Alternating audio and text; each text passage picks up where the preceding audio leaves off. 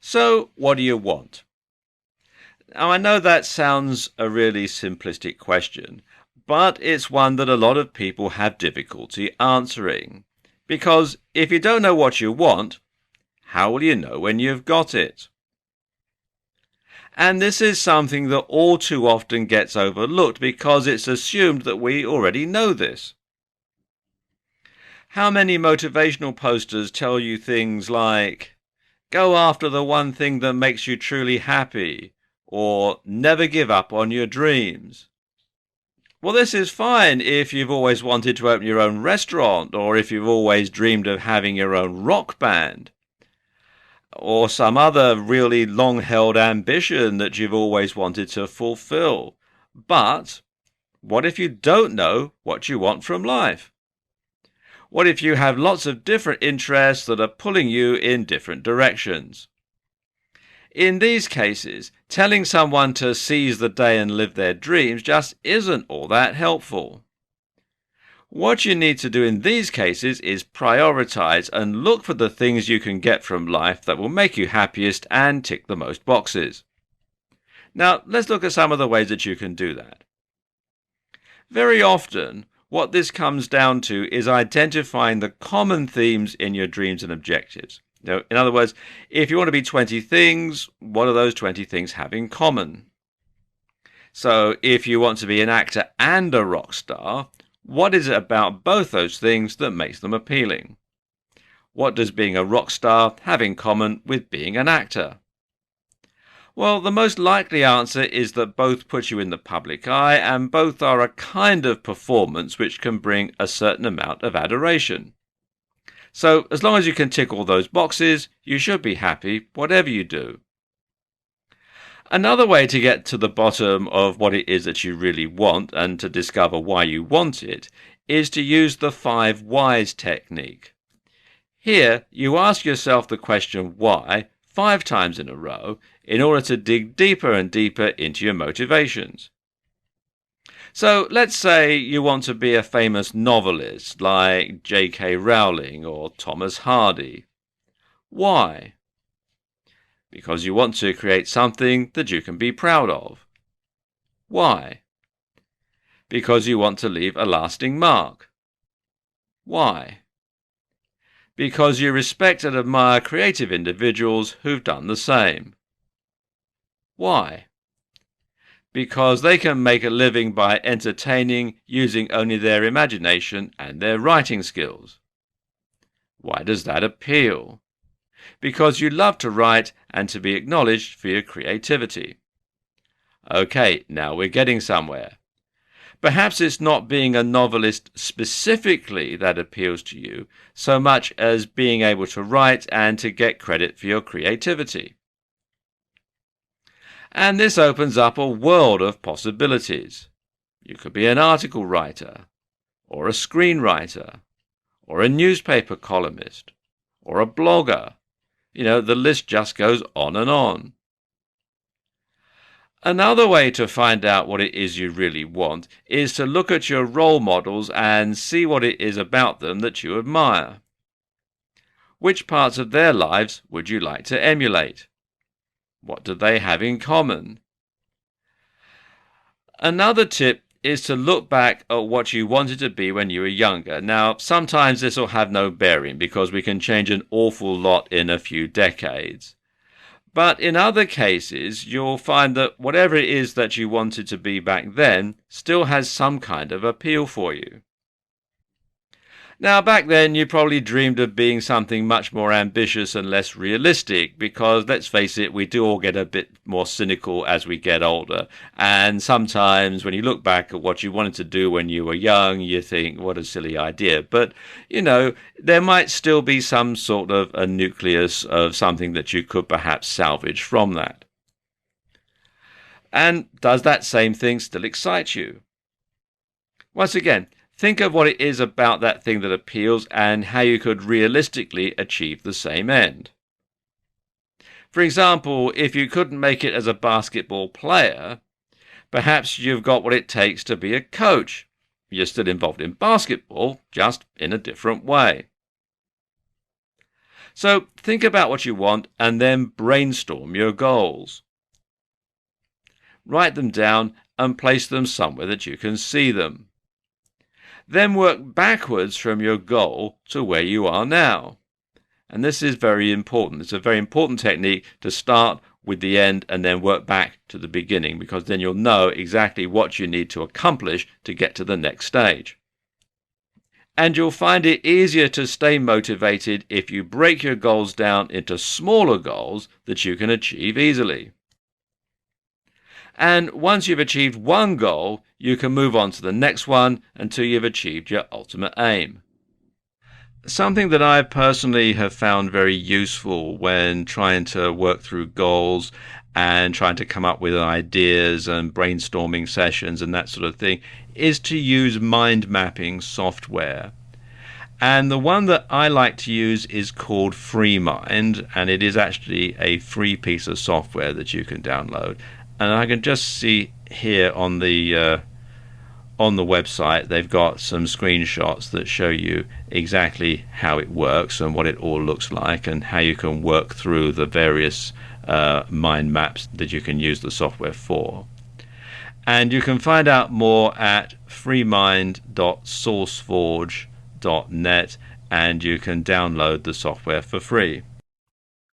You don't need to be a clairvoyant to see your bright future before it happens. And in fact, it's very easy to do. Confused? You won't be after you've seen this video. Now, most people believe that we think in thoughts. That is to say, we have an inner monologue that works like the thought bubbles in comic books. Recently, though, more research suggests that we think in lots of modalities. Sometimes we visualize. Sometimes we imagine our bodies doing something and almost feel what we're thinking. And sometimes we just know. And this latter example is called unsymbolized thought.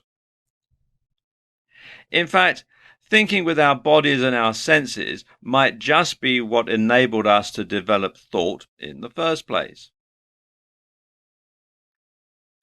Now, briefly, embodied cognition is the idea that all our thoughts eventually relate back to physical experience. So you can imagine something because you've done it.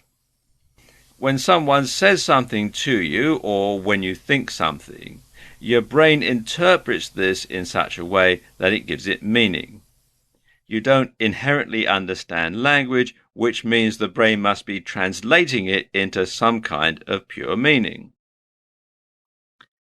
Psychologists once believed that the brain had a language of its own that they called mentalese. More recently, though, more and more experts adopted the belief that we understand things by visualizing them. When someone tells you a story, you understand the story because your brain visualizes it happening to you. Now, when somebody tells you that they walked along the beach, you visualize the color of the sand. You imagine the sea breeze on your skin, and you almost hear the sound of the waves breaking. When we think higher level thoughts, we understand them only because we can relate them back to our own physical experiences via abstraction. Maths, after all, is fundamentally based on counting. This is also consistent with the idea that areas of our brain light up during visualization, just as though we are really engaging in the action. So, if you imagine yourself swinging a golf club, then the neurons relating to that movement will fire in your brain, and as far as your brain and body is concerned, it might as well be happening. Don't believe that visualization can trick your brain into thinking something is happening and thereby alter your emotional state? Well, just try reliving some of your most upsetting moments or imagining scenes from a very sad movie, and you'll start to feel incredibly sad in no time. So, how can you use this power of visualization to improve your productivity or to help you achieve your goals? Well, there are a number of different ways. The best way is just to imagine what it will feel like to achieve your goals. Create a detailed mental image of the desired outcome using all of your senses. For example, if your goal is to lose weight, imagine what it will be like to put on a pair of jeans in your desired smaller size. Imagine what it will feel like to walk down the street wearing them. Think of the compliments you'll get from friends and family. Imagine how good that's going to feel. The anticipation of getting the desired result can act as an incentive for you to go out and achieve the goal. You can't wait to experience those feelings for real. Now visualize the opposite. Imagine it all going wrong and then remember why it matters. You can do the same thing with almost anything you're struggling to focus on. By linking what you're doing back to the emotional hook and the reason that you're doing it, you can much more effectively find the determination and drive that you need to complete it. Keep your goals in mind and you'll be much more motivated every day to get out of bed and start working out, or to work on your personal project, or to practice your musical instrument, or to put in your very best performance at your work.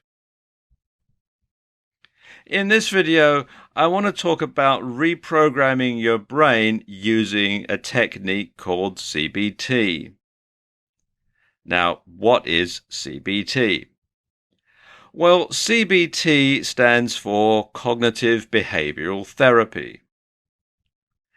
And according to the UK's National Health Service, Cognitive Behavioural Therapy, otherwise known as CBT, is a talking therapy that can help you manage your problems by changing the way you think and behave. It's most commonly used to treat anxiety and depression, but it can be useful for other mental and physical health problems. Now, before you start thinking that because I'm using words like therapy and mental health, I'm implying that you must be some gibbering, straitjacket-wearing nut-job who needs to be locked up in a padded cell for his or her own protection, like our friend here, to benefit from CBT, nothing could be further from the truth. Everyone can benefit from introducing CBT into their lives. CBT is based on the concept that your thoughts, feelings, physical sensations and actions are interconnected, and that negative thoughts and feelings can trap you in a vicious cycle. CBT aims to help you deal with problems in a more positive way by breaking them down into smaller parts. And it looks for practical ways to improve your state of mind on a daily basis. So, how does CBT work in practice? Well, generally, it involves several steps and several different techniques that, when combined, allow you to control the way that you think and feel. The start is to identify the way you feel and what you're thinking when you're doing something. And one technique is to use mindfulness meditation. Simply by choosing not to let your thoughts and emotions affect you, you can become less controlled by them and less susceptible to your own fears and negative thoughts. Just empty your brain and concentrate on the here and now and what's going on around you. But at the same time, when the thoughts do start to creep in, you're going to make a note of them so you can try and change them. And this technique is called journaling. And what you do is you write down the feelings as they come to you, or you can write them in a journal at the end of the day. The next steps fall under the category of cognitive restructuring, and you can think of this as reprogramming yourself. And the first is thought challenging. Now, thought challenging is simple. It means that you're looking at all those thoughts that you made a note of, and now you're challenging them and testing whether or not you think they're really true. So, if you're afraid of public speaking, it may be that you think things like, I'm going to stutter and everyone will laugh at me. In thought challenging, we're going to deconstruct that belief and see if it really is likely or if it's anything to really be afraid of. So ask yourself, why would you stutter? Do you normally stutter when you talk? Why would people laugh at you? Are people usually that unkind? Would you laugh if someone had a hard time giving a speech? Or would you be more sympathetic and understanding than that? Does it matter? If you aren't going to see these people again, why does it matter what they think of you? Ask yourself these things and focus on the fact that the worst case scenario really isn't all that bad.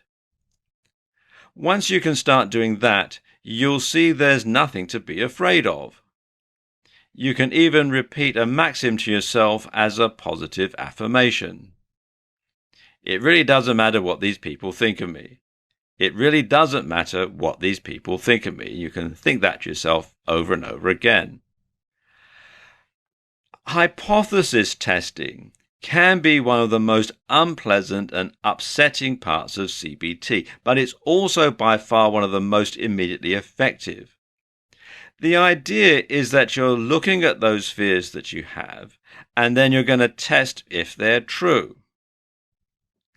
Now, let me give you an example from my own experience. When I was a boy, I had a terrible fear of escalators. I used to have this terrible feeling that when I got to the end, where it disappears underneath and rolls round, that it was going to chop my feet off.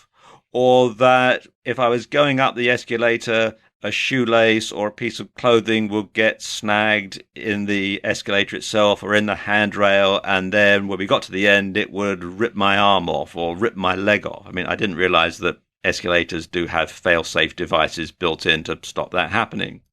So every time I went anywhere and there was an option to use the stairs instead of the escalator, I always took that. And the more I avoided escalators, the worse my fear and my phobia got.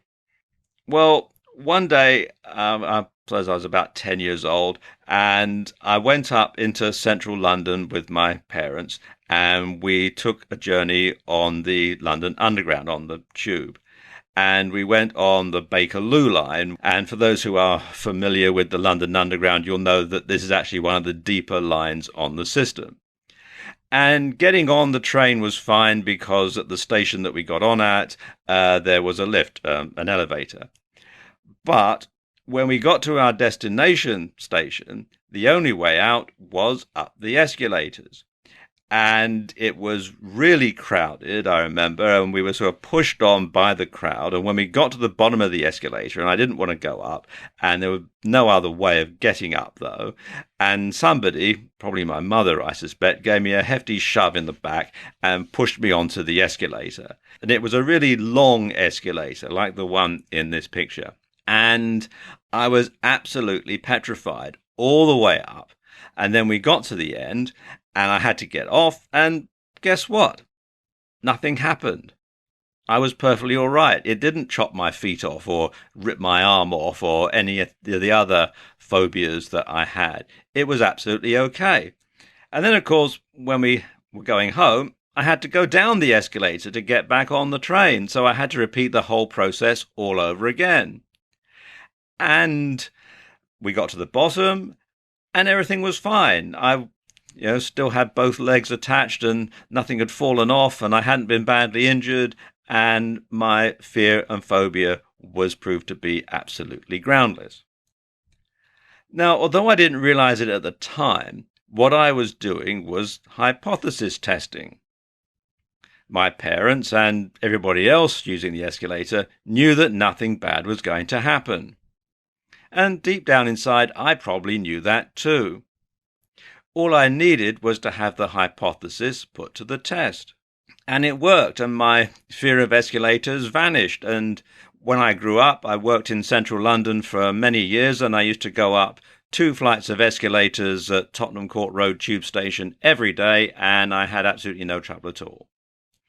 Now, obviously, you have to use some caution here. You don't want to test your fear of heights hypothesis by jumping off a bridge because you'll probably die.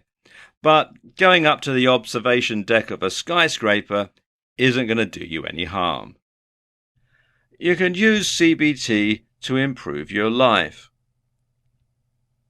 You can use CBT to overcome any phobia or any problem.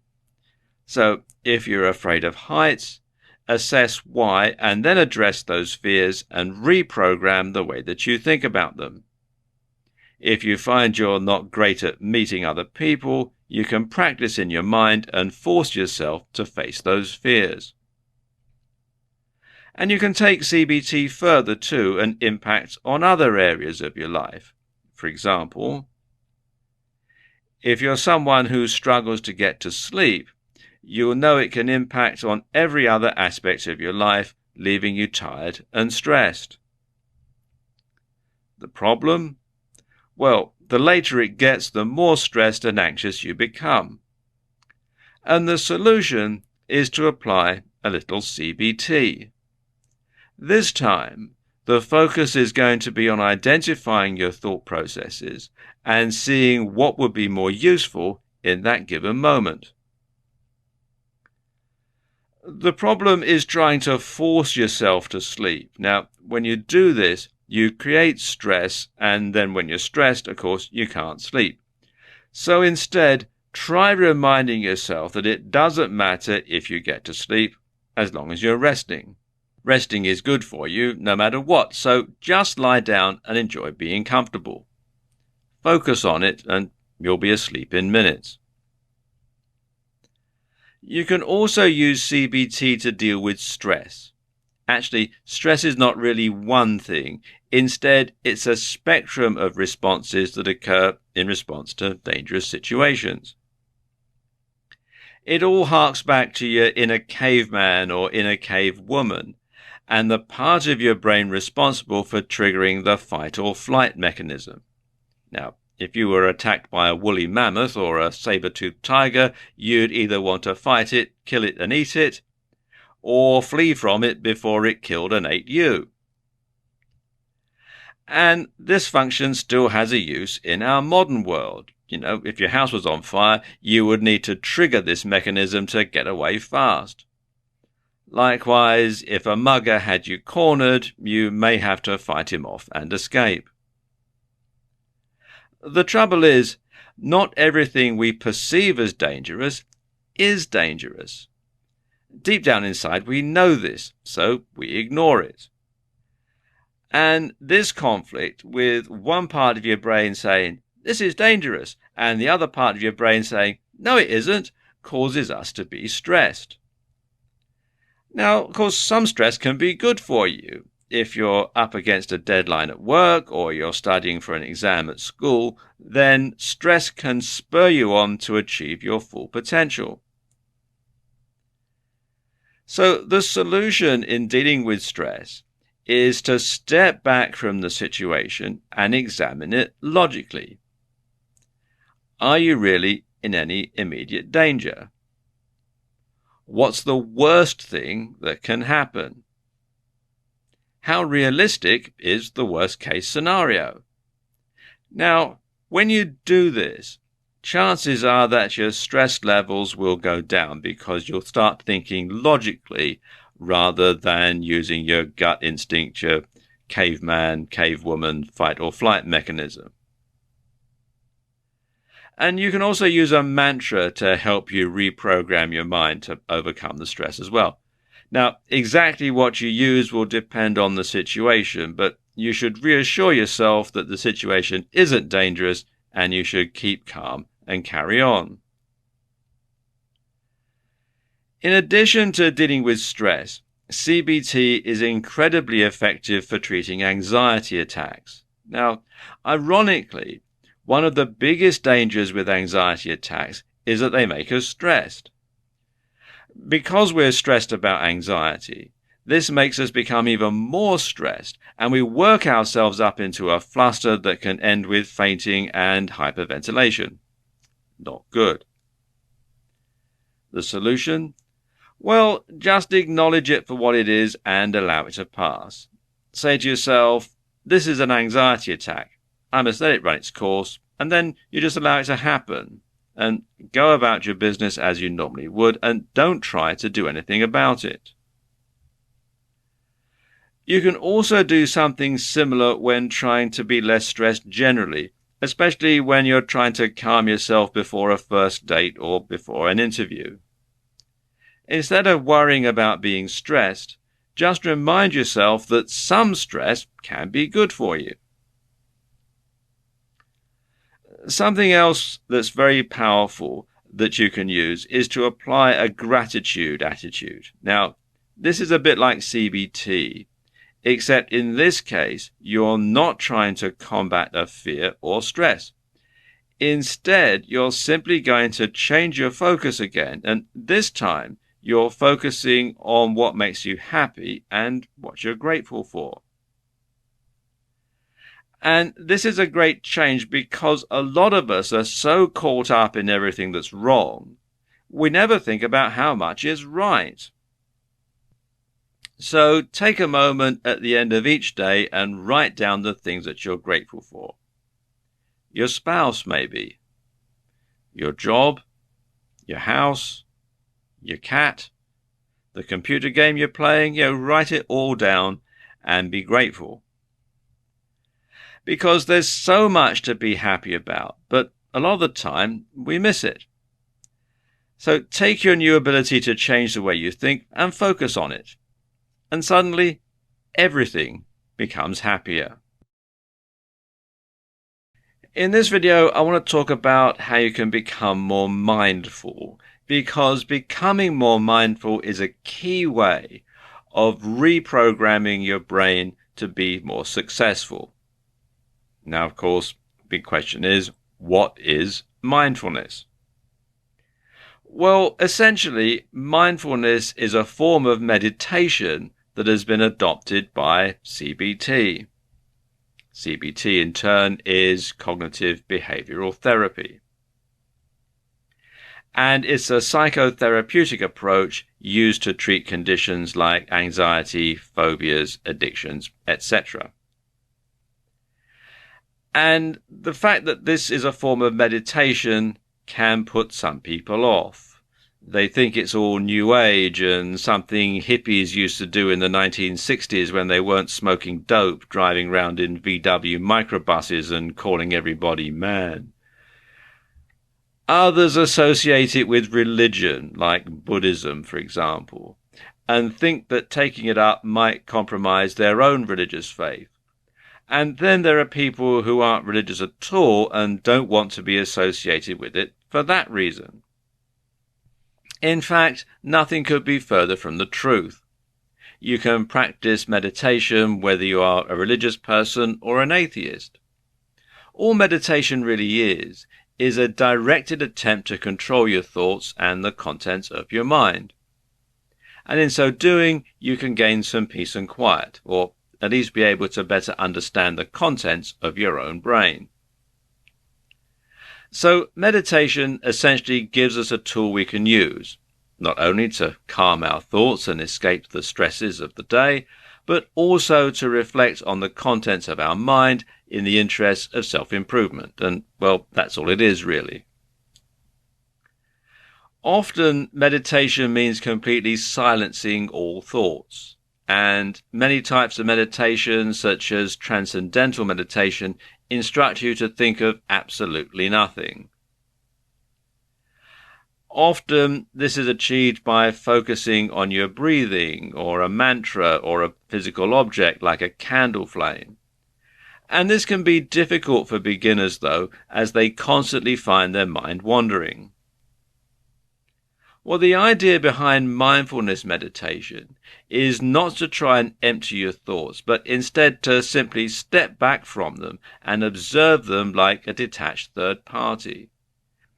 And this way you aren't letting your thoughts affect you and make you stressed out, but you also aren't going to struggle with not being allowed to think of anything.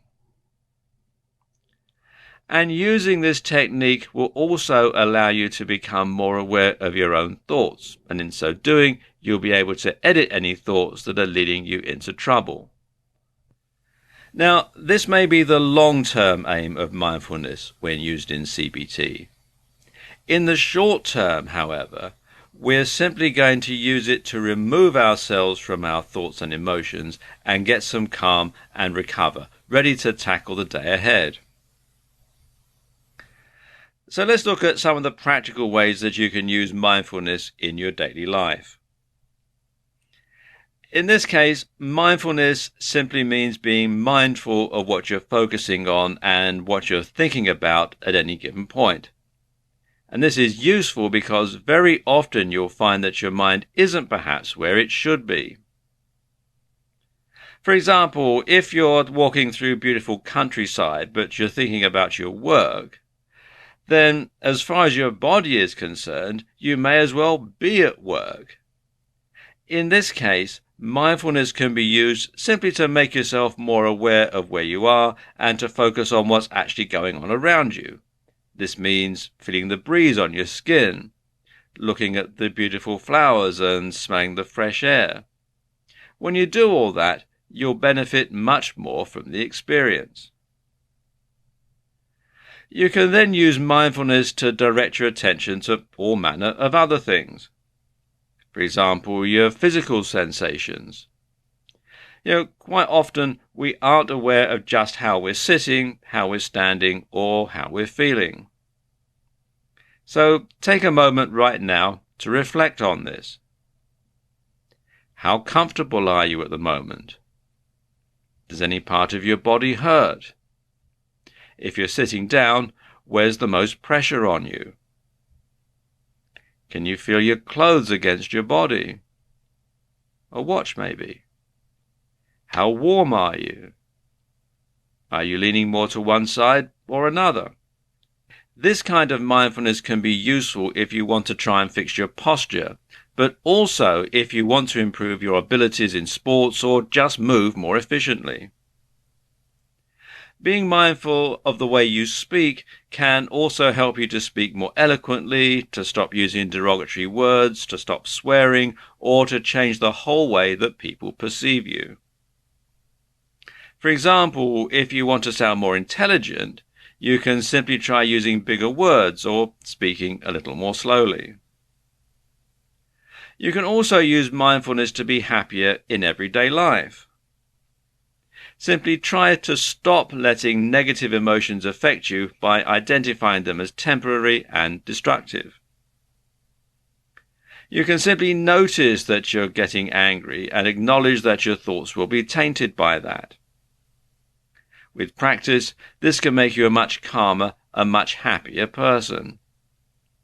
But what do you find when you try and do this? In all likelihood, you'll find that you forget. And this is just like the same way you forget to pick up a pint of milk when your spouse asks you to, and it's the same way you forget to take back a library book every once in a while. Most of the time we have no control over what we're focused on or paying attention to. We find ourselves forgetting things, getting into bad habits, or stressing when we should be enjoying ourselves. Practicing mindfulness, both as a form of meditation and during the day, can help to improve your ability to control your thoughts and decide how you want to improve yourself and what you want to focus on.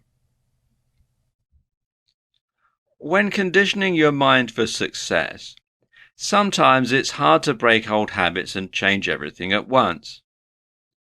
And that's where Kaizen and the law of attraction come in. Let's look at each of them in turn.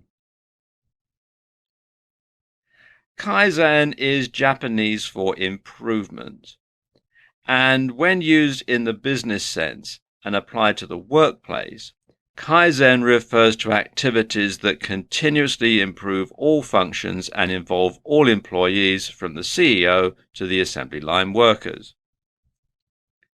When used generally in your life, it can mean lots of little changes that add up to one very big change. It might mean breaking bad habits one step at a time, or achieving a main goal by achieving lots of little goals along the way. So let's say your goal is to quit smoking. Well, your first step will be to stop smoking cigarettes and start using patches and chewing nicotine gum. Then you gradually cut down the patches, and finally you reduce the amount of gum. And each step along the way leads you closer to reaching your goal of quitting smoking and eliminating your addiction to nicotine. Another example would be learning to play a musical instrument. As you practice, you slowly get better and improve your performance. Now, Toyota, the car manufacturer and big Japanese conglomerate, have taken this to a whole new level. The Toyota production system is known for Kaizen, where all line personnel are expected to stop their moving production line in case of any abnormality and, along with their supervisor, suggest an improvement to resolve the abnormality which may initiate a Kaizen. And they actually do this in a way that's also known as the Shewhart cycle, Deming cycle, or PDCA. And you start with plan. So you plan what you're going to do, and you do it. Then you check it, and then you act. That's the PDCA. Now, in between do and check, there's also another cycle that you go through. You start with problem finding, display, clear, and acknowledge. And this whole thing is a continuous loop, or two intersecting continuous loops. So as soon as you've completed the last step, which is act, immediately you're starting to plan again. So you're planning the next step. So plan, do, check, problem find, display, clear, acknowledge, act, and then plan and on to the next step. And the whole thing is a continuous cycle over and over and over again. So it's a continuous improvement with every step of the way. Now consider the law of attraction. This states that like attracts like, and if you act in a certain way, your life will change to match. When applied to health, the law of attraction states that worry, fear, stress, or other negative thoughts can make people sick, while positive thoughts of wellness or love can keep people healthy and even cure illnesses. And this can be seen in scientific studies where the placebo effect takes place. Those who receive fake sugar pills tend to become healthier due to the mere fact that they think they're getting treatment when they aren't. Proponents also claim that an important part of maintaining health and curing illnesses is to be able to visualize yourself as being healthy. In finance, it's claimed that if someone consistently thinks prosperous thoughts, then irrespective of their actual situation, they will experience prosperity in the future because like attracts like. Conversely, if a person consistently thinks they are poor, then that will be their future experience. Law of attraction proponents claim that it affects our relationships because whatever we focus on, we experience more of. So if an individual focuses on another person's good qualities, then they experience more of those. Whereas if they focus on what they dislike about that person, those will be the characteristics of that person they experience. They also claim that if you can visualize that a certain person is being nice to you, then you'll be attracting experiences to match those thoughts. When it comes to ambitions and things you want out of life generally, it's claimed that when someone visualizes clearly and in detail what they want to achieve and focuses upon that image, they set in motion through the law of attraction a chain of events which eventually culminates in the materialization of that vision. So act confidently, dress well, look great, and people start taking you more seriously. You then start to be given more responsibility at work, and your career improves. You make more money, enabling you to live a healthier lifestyle. This makes you more attractive to the opposite sex, and your life generally becomes better. When combining Kaizen and the law of attraction, it brings changes to all areas of your life and facilitates improvements across the board. One of the things that all of us have to do in life at some point is to overcome obstacles. And it's how you approach the situations and how you devise strategies and tactics to overcome those obstacles and achieve success that separates people who are really successful from the also-rans in the rest of the community. When I was at school, one of my teachers had a poster on his classroom wall, and it said, "When life gives you lemons, make lemonade." And it took me a while to figure out what the poster was really saying, because, when life gives you lemons, make lemonade. Well, what if you don't like lemonade? But really, the message of the poster was that you need to make the best out of what you've got. You can't always have a smooth situation. Sometimes you might have some lemons. Well, you need to do something about that, and the way to do that is to make lemonade. And every obstacle can be turned into an opportunity. You just have to learn how to approach it differently to most people, and this takes creativity and perseverance. And in fact, some of the most successful people on the planet have had to overcome obstacles that would finish off most people.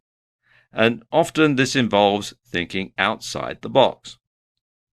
Now, according to Wikipedia, thinking outside the box, also known as thinking out of the box or thinking beyond the box, and especially in Australia, thinking outside the square, is a metaphor that means to think differently, unconventionally, or from a new perspective. And this phrase often refers to novel or creative thinking. The term is thought to derive from management consultants in the 1970s and 1980s, challenging their clients to solve the 9 dots puzzle, whose solution requires some lateral thinking. Now, basically, as you can see on the screen here, you have a grid of 9 dots. And the goal of the puzzle is to link all 9 dots using 4 straight lines or fewer, without lifting the pen and without tracing the same line more than once. So, how would you solve this puzzle? Pause the video now and give it a go.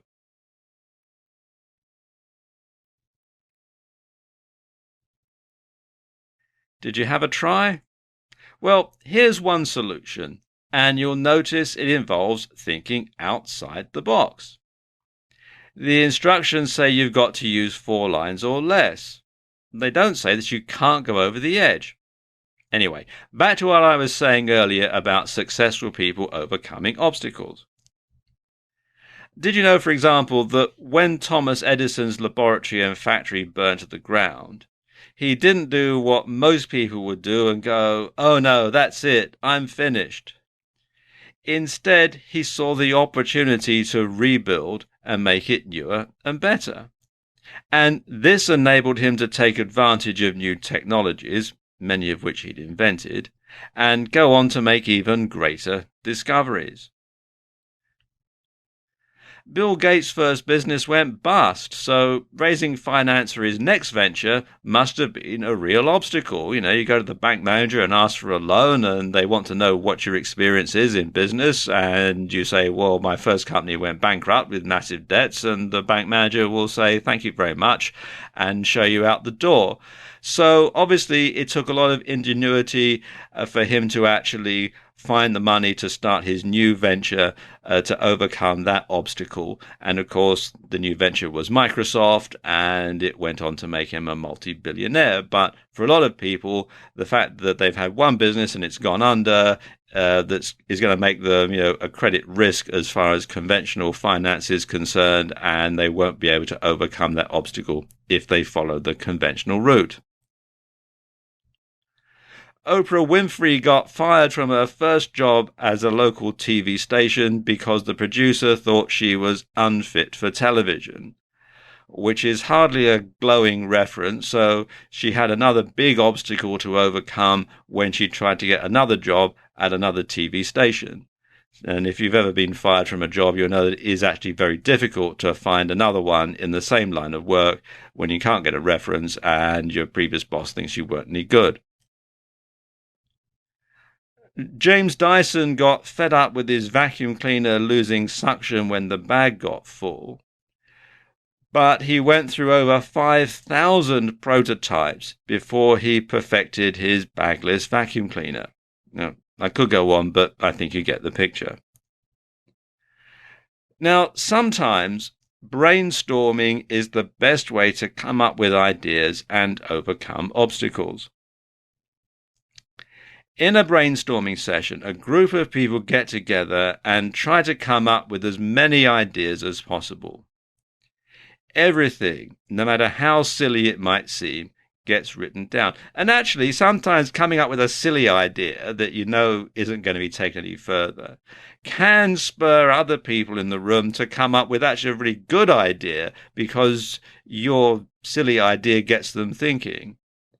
Now, all these ideas get whittled down to a few good ideas or solutions that are researched further, and the best idea is acted on or put into practice. And the best thing to do in a brainstorming session? You guessed it, think outside the box. In this video, I want to talk you through designing your ideal lifestyle. And this is something that so many people get the wrong way round. Now, all this comes down to lifestyle design. Well, what is lifestyle design? Well, basically, lifestyle design means choosing the job that will give you the lifestyle that you want. That means not assuming that your job needs to dictate your lifestyle. For example, if you want to build muscles and become very strong because weightlifting or bodybuilding is the most important thing in your life, you could get a job on a construction site. You'll get plenty of fresh air and exercise, and the constant lifting will build your muscles. The money tends to be pretty good, and you'll also save a fortune in gym memberships. If your main desire is to travel, you can get a job with an airline. Cabin crew jobs, especially on long-haul flights, give you the opportunity to travel to far-flung places. Airlines also offer subsidized or even free travel to ground-based employees, so a job in reservations, publicity, or even the accounts department could give you the opportunity to do a lot of traveling in your spare time.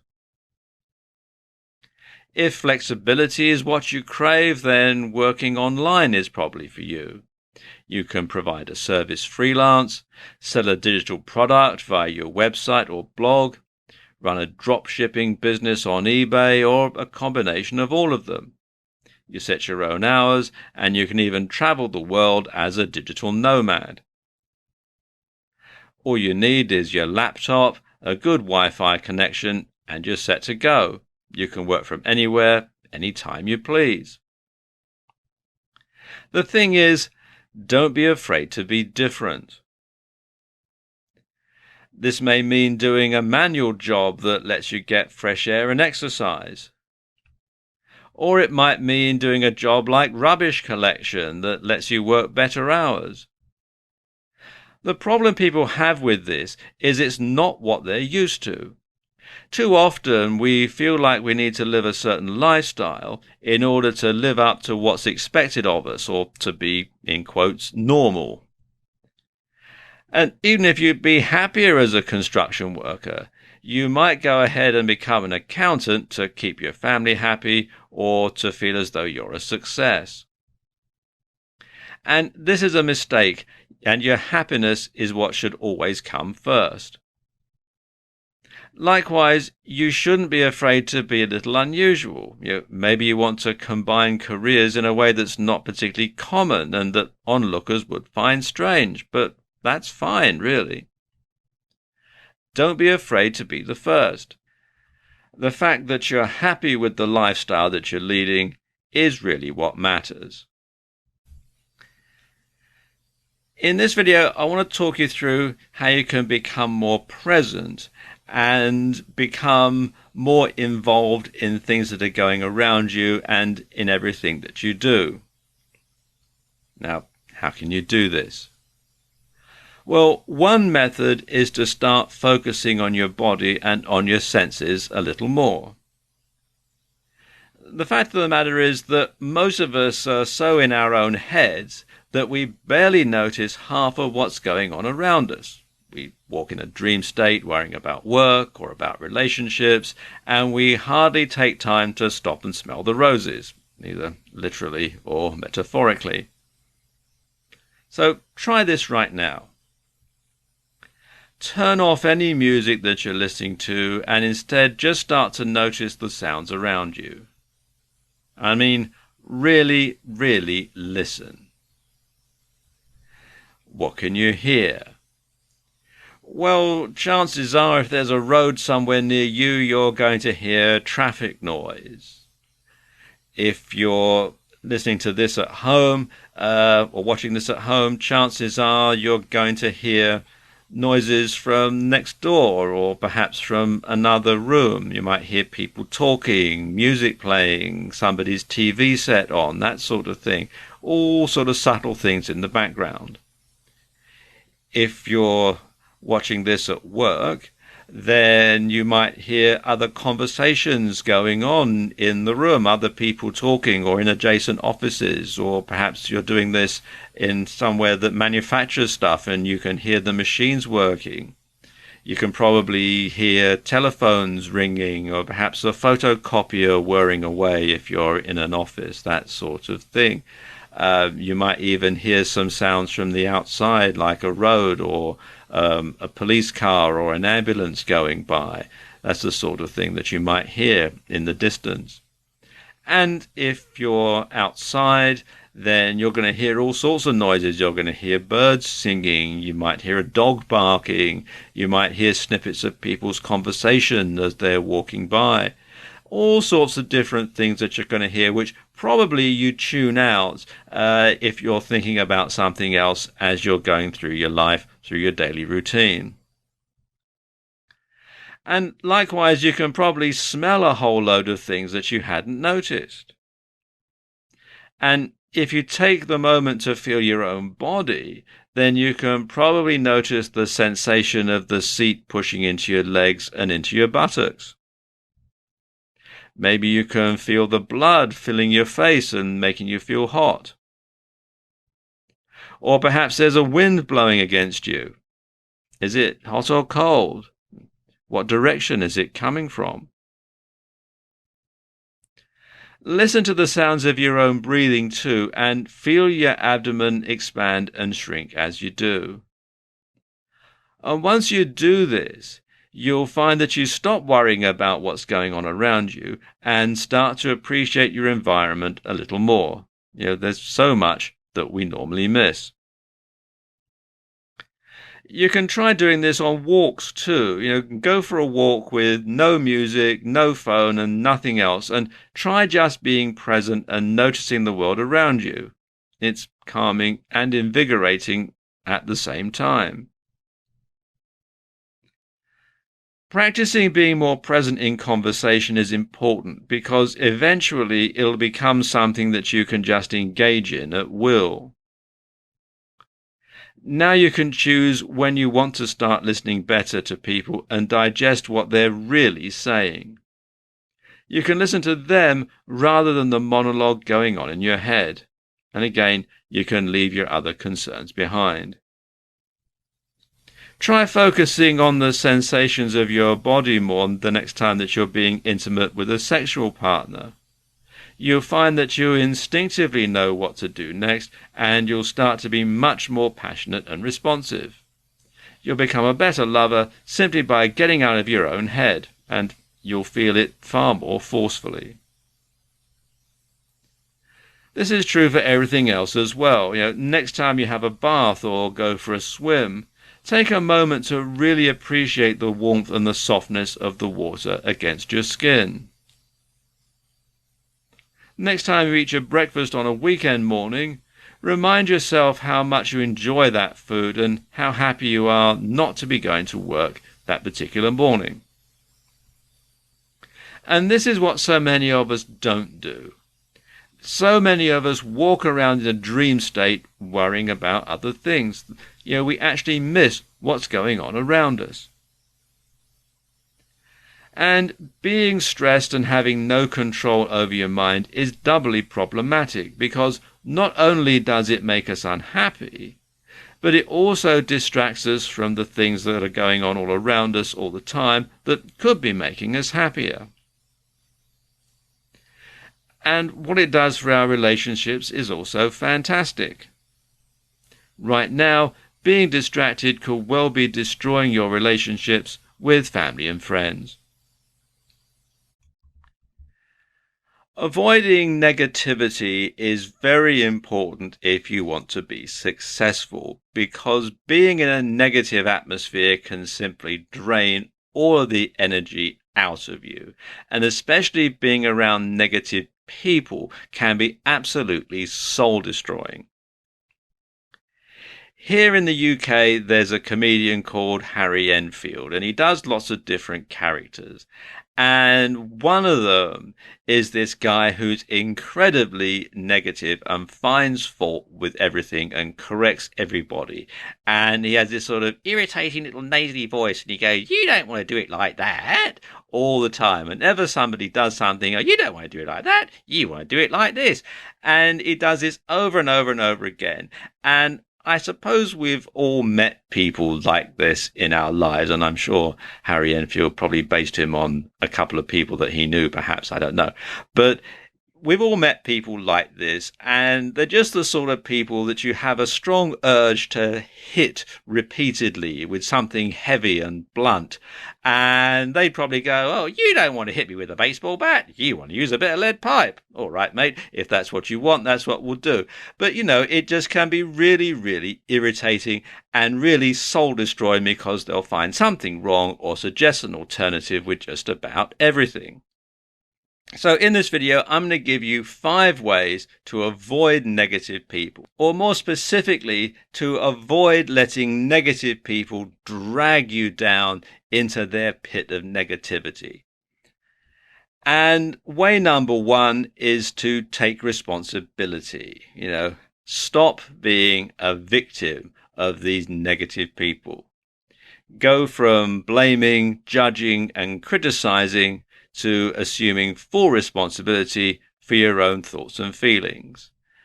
When someone says, "You don't want to do it like that," well, actually, yes, I do, because if I didn't want to do it like that, I wouldn't be doing it, would I?